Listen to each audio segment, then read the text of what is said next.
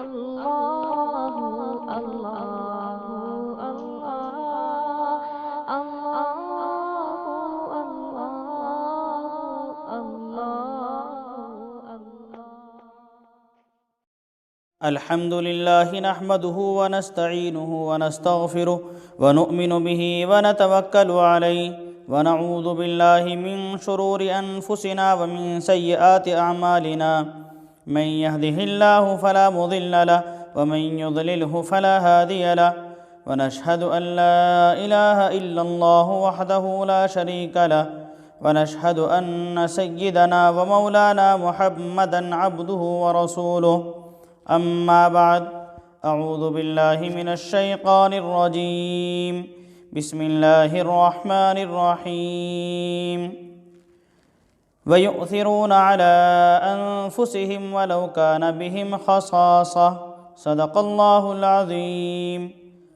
عن عبد الله بن سلام أن النبي صلى الله عليه وسلم قال: أيها الناس، أفشوا السلام وأطعموا الطعام وصلوا بالليل والناس نيام تدخلوا الجنة بسلام، أو كما قال عليه الصلاة والسلام۔ بزرگوں، دینی اور ایمانی بھائیوں، آج دنیا کے ماحول پر مادیت کا غلبہ ہے۔ خواہش نفس کی پیروی نے نیکی اور بدی کی پہچان کو بھی بدل دیا ہے۔ خود غرضی نے انسانیت کی قدریں مٹا دی ہیں۔ معیار زندگی بلند کرنے کی ہوس نے لوگوں کو بدعنوانی کے جال میں پھنسا رکھا ہے۔ انس و محبت کے خمیر سے پیدا کیا گیا انسان درندہ صفت حیوان بن گیا ہے۔ انسان ایک دوسرے کے خون سے اپنی پیاس بجھانے کے لیے بے قرار ہے۔ امیر غریبوں، بے بسوں اور لاچاروں کے خون پسینے کا کاروبار کرنے لگا ہے، اور اسی سے اپنی زندگی کی عالیشان عمارت کھڑی کرنا چاہتا ہے۔ خود غرضی نے پوری انسانیت میں بے چینی اور اضطراب کی کیفیت پیدا کر دی ہے۔ اس خطرناک مرض کا حال یہ ہے کہ ساری دنیا اس خطرناک مرض کو برا بھلا کہتی ہے، مگر اپنے اندر یہ خطرناک مرض موجود ہے، اس کی جانچ کرنے کی فکر اور اس کا علاج کرنے کی فکر کسی کو نہیں ہوتی۔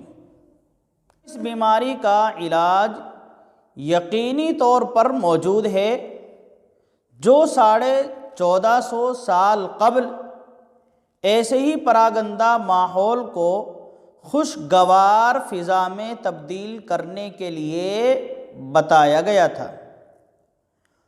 وہ علاج اسلام نے بتایا تھا، اور اس کا نام ہے ایثار، یعنی دوسروں کو اپنی ضروریات کے اوپر ترجیح دینا۔ مثلاً بھوک کی شدت کے باوجود کسی بھوکے شخص کو اپنا کھانا کھلانا، یہ ایسا ایثار ہے کہ جس سے اس خطرناک مرض کا علاج ممکن ہے۔ قرآن کریم میں اہل ایمان کے اوصاف بیان کرتے ہوئے اللہ تبارک و تعالیٰ نے ارشاد فرمایا ہے: وَيُؤْثِرُونَ عَلَىٰ أَنفُسِهِمْ وَلَوْ كَانَ بِهِمْ خَصَاصَةٌ، اور وہ ایسے لوگ ہیں جو اپنی ضروریات کے اوپر دوسروں کو ترجیح دیتے ہیں، اگرچہ وہ خود فاقے میں مبتلا ہوں۔ اس آیت کے شان نزول میں ایک بڑا مؤثر اور سبق آموز واقعہ حدیث کی کتابوں میں مذکور ہے، جس سے ایثار کی اہمیت کا اندازہ بخوبی لگایا جا سکتا ہے۔ ایک بھوکا شخص رسول اللہ صلی اللہ علیہ وسلم کی خدمت میں حاضر ہوا۔ اس نے کہا: اللہ کے رسول، میں بھوکا ہوں، مجھے کھانا کھلا دیجئے۔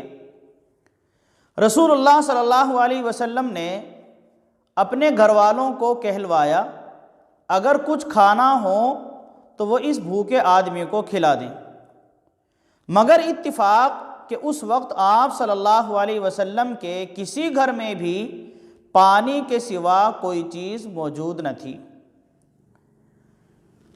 اس لیے آپ صلی اللہ علیہ وسلم نے مجلس میں موجود صحابہ کرام کو مخاطب کر کے فرمایا، ایسا کون شخص ہے جو آج کی رات اس مہمان کی ضیافت کرے گا، اس مہمان کو اپنا مہمان بنائے گا اور اس کو کھانا کھلائے گا۔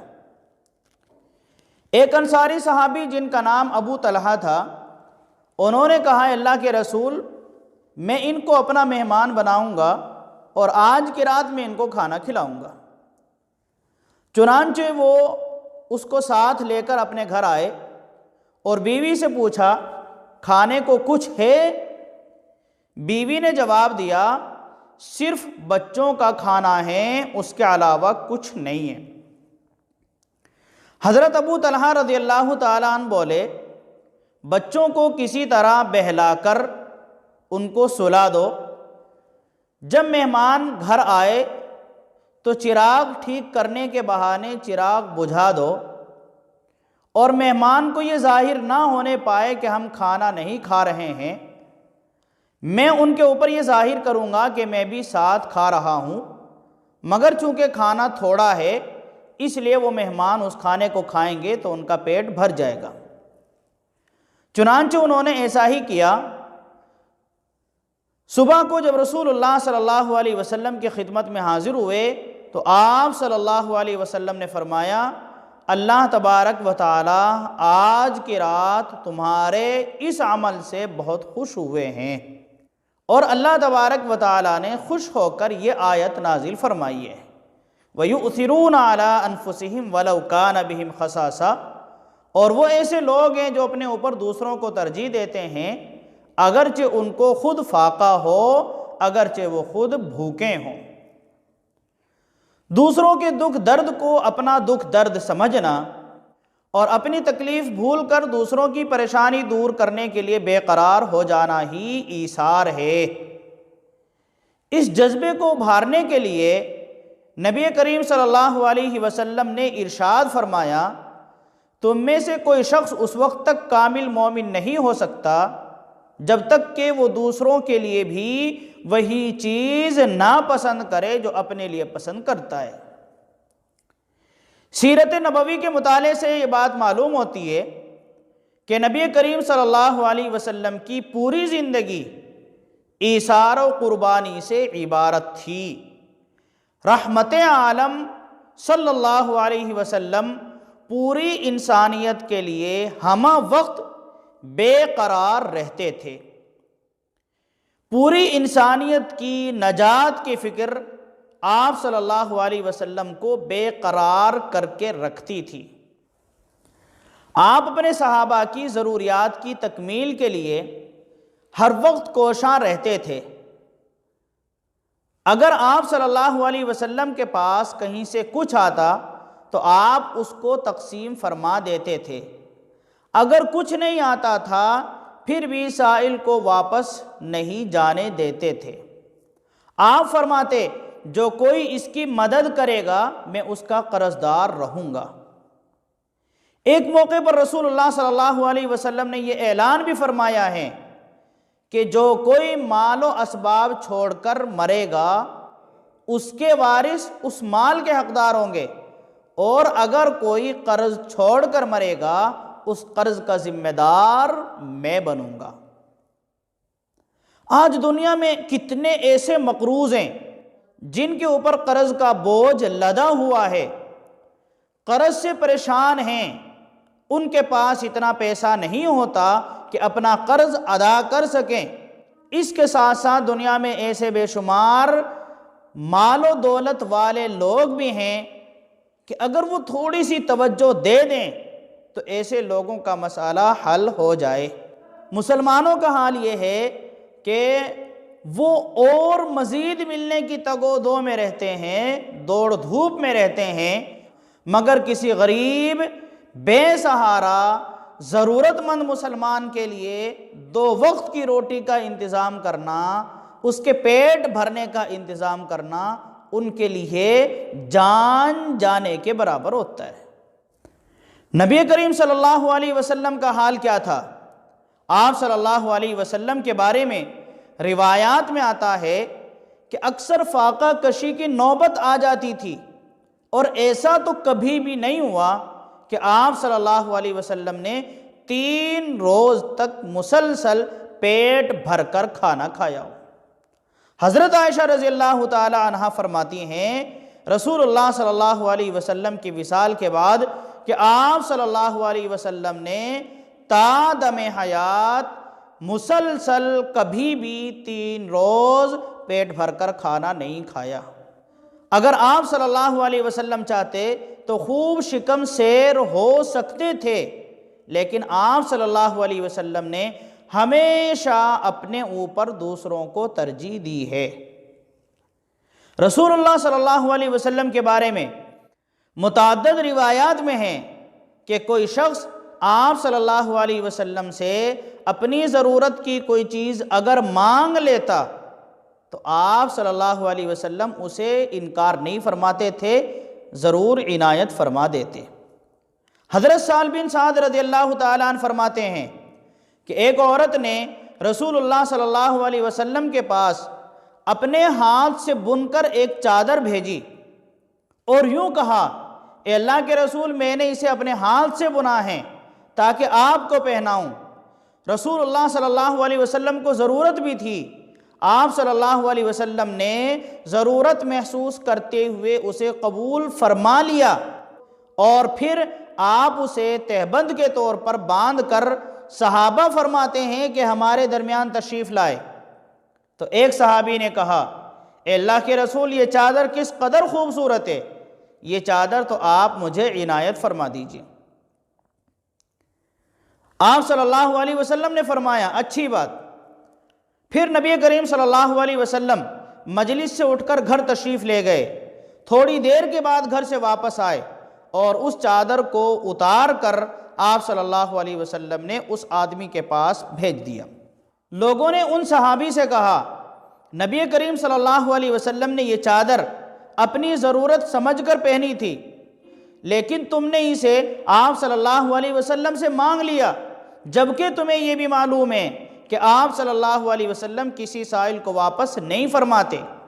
اس آدمی نے کہا، اللہ کی قسم، یہ چادر میں نے پہننے کے لیے نہیں مانگی، بلکہ یہ چادر تو میں نے اس لیے مانگی ہے تاکہ آپ صلی اللہ علیہ وسلم کے جسم مبارک سے لگی ہوئی بابرکت چادر میرا کفن بن جائے۔ راوی فرماتے ہیں کہ یہ چادر اس صحابی کے کفن کے ہی کام آئی۔ یہ تھا رسول اللہ صلی اللہ علیہ وسلم کا ایثار اور آپ صلی اللہ علیہ وسلم کا جذبہ قربانی۔ ایثار کے جذبے کو ہم صحابہ کرام رضی اللہ تعالی عنہم کی زندگی میں بھی بدرجہ اتم دیکھ سکتے ہیں۔ حضرت ابو طلحہ کا واقعہ ابھی آپ نے سنا۔ اسی طرح جنگ یرموک میں حضرت اکرمہ، حضرت حارث بن ہشام، حضرت سہیل بن عمر زخم کھا کر زمین پر گر پڑے۔ اس حالت میں حضرت اکرمہ رضی اللہ تعالی عنہ نے پانی مانگا۔ پانی آیا تو دیکھا کہ حضرت سہیل رضی اللہ تعالیٰ عنہ پانی کی طرف دیکھ رہے ہیں اور گویا پانی مانگ رہے ہیں۔ تو حضرت اکرمہ بولے، پہلے حضرت سہیل کو پانی پلاؤ۔ حضرت سہیل کے پاس پانی آیا تو انہوں نے دیکھا کہ حضرت حارث رضی اللہ تعالیٰ عنہ کی نگاہ بھی پانی کی طرف ہے۔ وہ بولے، حضرت حارث کو پانی پلاؤ۔ نتیجہ یہ ہوا کہ کسی کے منہ میں پانی کا ایک قطرہ نہ گیا اور سب نے پیاسا ہونے کی حالت میں جان دے دی۔ ہمارا حال کیا ہے؟ اگر کوئی ہم سے ہماری محبوب چیز مانگ لے تو کیا ہم دے سکتے ہیں؟ بسا اوقات ایک چیز کئی لوگوں کو پسند ہوتی ہے، سب لوگ اس چیز کو حاصل کرنا اپنا مقصد بنا لیتے ہیں، کبھی کبھی وہ چیز انا کا مسئلہ بن جاتی ہے، قتل و خون ریزی تک نوبت آ جاتی ہے، مگر انسان وہ چیز دینا نہیں چاہتا، اپنے اوپر دوسروں کو ترجیح نہیں دیتا۔ صحابہ کے ایثار کی ایک نمایاں مثال یہ بھی ہے کہ حجرہ عائشہ رضی اللہ تعالی عنہا میں اللہ کے رسول صلی اللہ علیہ وسلم اور حضرت ابو بکر صدیق رضی اللہ تعالی عنہ کی تدفین کے بعد صرف ایک قبر کی جگہ بچی تھی۔ حضرت عائشہ رضی اللہ تعالی عنہ نے اسے اپنے لیے خاص کر رکھا تھا، لیکن جب حضرت عمر رضی اللہ تعالی عنہ نے ان سے وہ جگہ مانگ لی تو انہوں نے ایثار سے کام لیتے ہوئے وہ جگہ حضرت عمر رضی اللہ تعالی عنہ کی تدفین کے لیے حضرت عمر رضی اللہ تعالی عنہ کو دے دی۔ حضرت عائشہ رضی اللہ تعالی عنہ خود بیان فرماتی ہیں، میں نے خود اپنے لیے اس جگہ کو محفوظ کر رکھا تھا، لیکن آج اپنے اوپر حضرت عمر رضی اللہ تعالی عنہ کو ترجیح دیتی ہوں۔ حضرت عائشہ رضی اللہ تعالی عنہ کا ایک اور سبق آموز واقعہ ہے جو خواتین کے لیے بہت فائدہ مند اور مؤثر ہے۔ ایک مسکین نے حضرت عائشہ رضی اللہ تعالی عنہ سے کوئی چیز مانگی، جبکہ آپ رضی اللہ تعالی عنہ روزے سے تھی اور سوائے ایک روٹی کے گھر میں کچھ بھی نہ تھا۔ آپ نے خادمہ سے کہا کہ یہ روٹی اس مسکین کو دے دو۔ خادمہ نے کہا کہ اس کے علاوہ گھر میں کچھ بھی نہیں ہے اور آپ روزے سے بھی ہیں، آپ کو شام میں روزہ افطار بھی کرنا ہے، پھر بھی آپ نے یہی فرمایا کہ یہ روٹی اسے ہی دے دو۔ چنانچہ خادمہ نے وہ ایک روٹی اس مسکین کو دے دی۔ یاد رکھنا چاہیے کہ جذبہ ایثار اسلامی معاشرے کی ممتاز خصوصیت تھی۔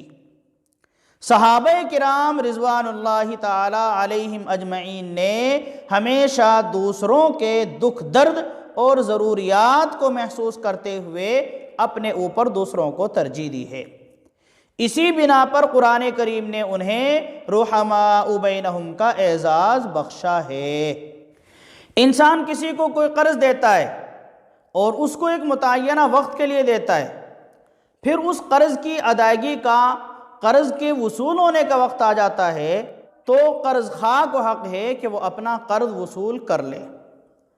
اگر مقروض مجبوری یا تنگ دستی کی وجہ سے اسے ادا نہیں کر پا رہا ہے تو اسے مہلت دی جانی چاہیے، اور ایثار کا اعلیٰ درجہ یہ ہے کہ اس قرض کو معاف کر دیا جائے۔ حضرت قیس بن سعد رضی اللہ تعالیٰ عنہ فیاضی میں کافی مشہور تھے۔ جب آپ بیمار ہوئے تو لوگوں کی ایک بڑی جماعت آپ کی عیادت کو نہیں پہنچی۔ معلوم کیا گیا تو پتہ چلا کہ انہوں نے آپ سے جو قرض لے رکھا ہے اس قرض کی ادائیگی نہیں ہو پائی، جس کے باعث وہ شرمندہ ہیں اور اس شرمندگی کی وجہ سے آپ کی عیادت کو نہیں آ پا رہے ہیں۔ حضرت قیس رضی اللہ تعالیٰ عنہ نے جب یہ سنا تو فرمایا، اللہ کی پھٹکار ہو ایسے مال پر جو لوگوں کو ملاقات سے روکتے۔ پھر آپ نے یہ اعلان کروا دیا کہ جن لوگوں پر ان کا قرض ہے وہ سب معاف ہے۔ یہ ایثار کا اعلیٰ درجہ ہے۔ ایثار زندگی کے ہر شعبے میں مطلوب ہے۔ ایثار کی وجہ سے انسان کی اہمیت بڑھ جاتی ہے۔ جب مسلمانوں میں ایثار کا جذبہ اور قربانی کا جذبہ، اپنے اوپر دوسروں کو ترجیح دینے کا جذبہ پیدا ہو جائے گا تو پھر آج جو لوگ ایک دوسرے کے خون کے پیاسے ہیں، خود غرضی نے انسانیت کی قدریں مٹا رکھی ہیں، ہوس نے لوگوں کو بدعنوانی کے جال میں پھنسا رکھا ہے، یہ خطرناک مرض ختم ہو سکتا ہے۔ جب تک ایثار کی کیفیت تمام افراد میں پیدا نہیں ہوگی، اس وقت تک شر و فساد کا ماحول نہیں بدل سکتا، اس وقت تک بہتری کی توقع نہیں کی جا سکتی، بلکہ خود غرضی کی آگ تیز سے تیز ہوتی چلی جائے گی، جس سے ہمارا معاشرہ جھلستا رہے گا۔ ایثار ہی وہ پانی ہے جو اس آگ کو بجھا سکتا ہے۔